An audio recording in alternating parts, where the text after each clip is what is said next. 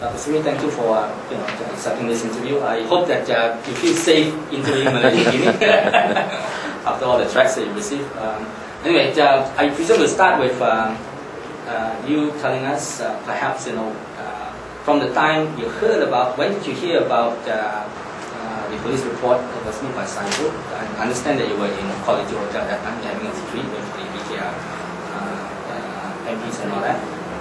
From the time that you heard about it to the time, that you came out from the Turkish embassy, what happened, how you felt?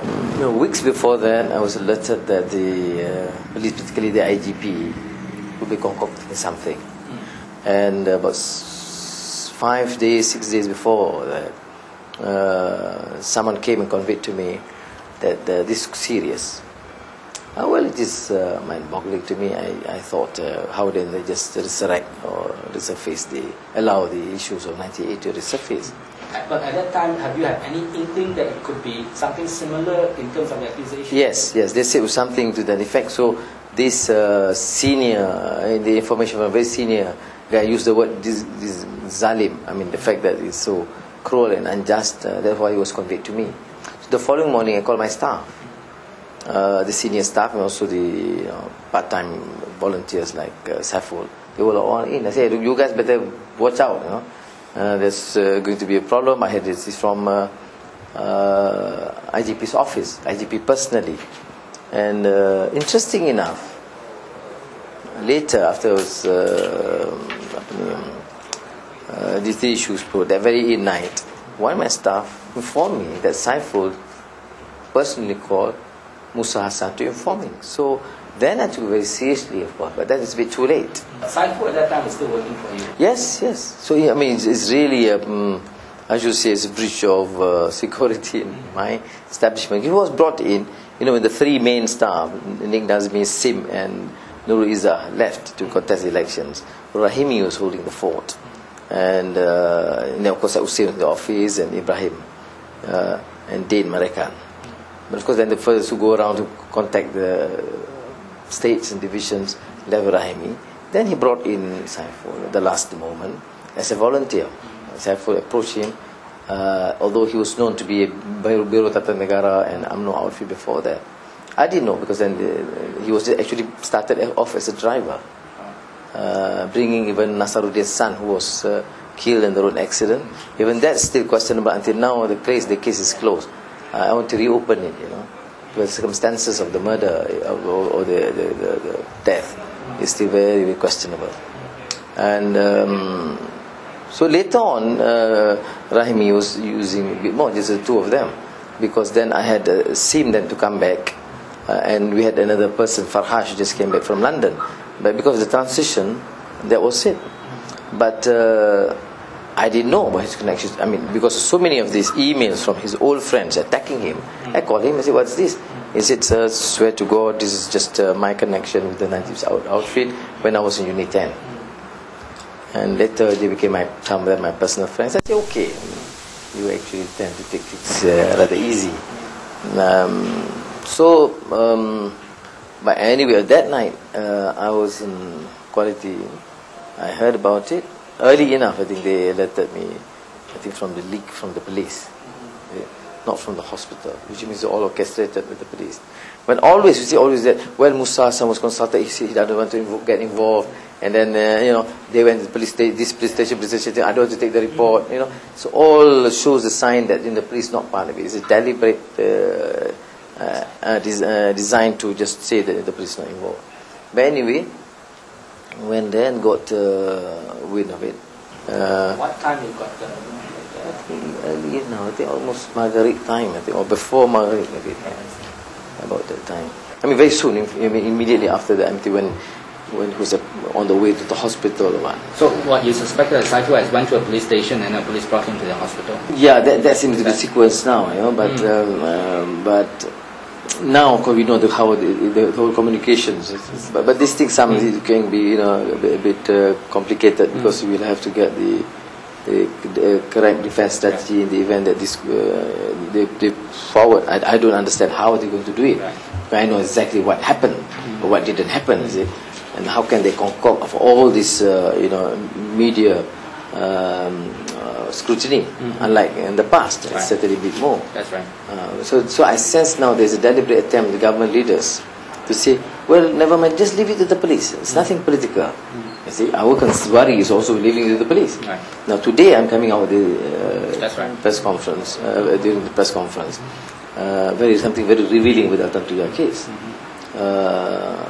which shows the same pattern of the IGP and the AG either fabricating or concealing evidence.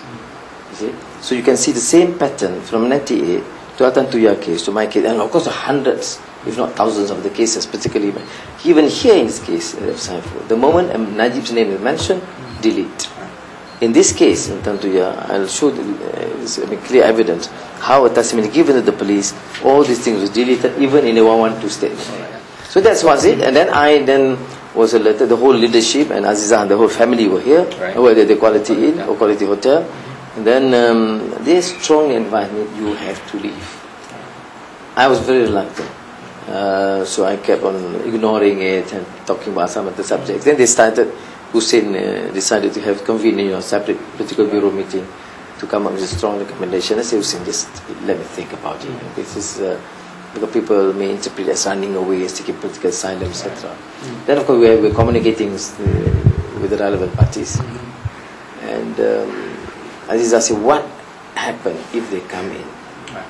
So you're worried about a sort of 1998 situation, yes, where you'll be arrested straight away.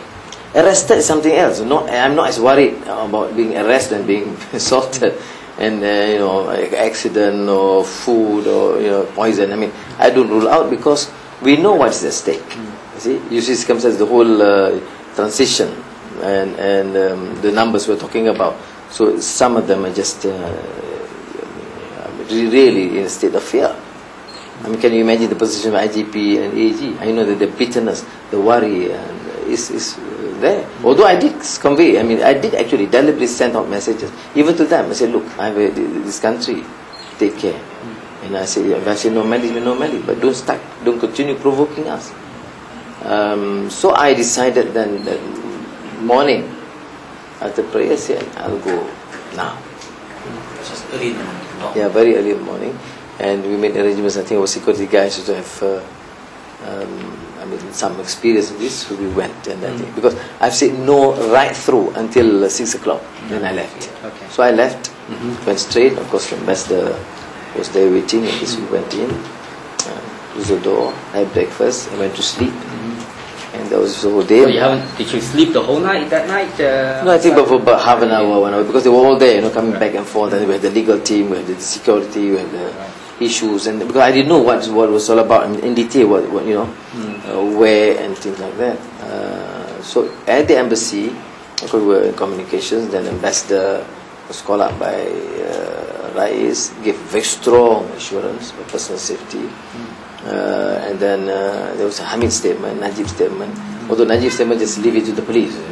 It's always there. I think it's a bit tricky. Anybody saying that leave it to Musa Hassan, I think is a big question mark. But then that was it. Then the moment I've got all these things, all these statements made rather explicit about personal security, then I told the ambassador, I think I will leave at 6:30. But I don't feel comfortable because a lot of things you are not able to do. Unless you decide, if you decide to seek political asylum, that's normal. If you don't, you have to be with your people. You have to plan and listen to them. You have to start meeting people. So I left, and that's it. So you don't, were you convinced by the party leaders to go to the embassy, or was that your own personal decision? Or? No, of course I do take consideration what Azizah and the family say, because I think she's okay with the whole political, to deal with the malicious attack. She's quite used to it. But I think to imagine another major assault on my personal safety, I think I saw her, but it's very, very concerned. So other friends, Hussein and my friends, Hussein was pleading with me, saying, "No, please. This is something that is beyond us. The personal security is beyond us." It's so serious that people bring me last few months the bulletproof vest. Yes.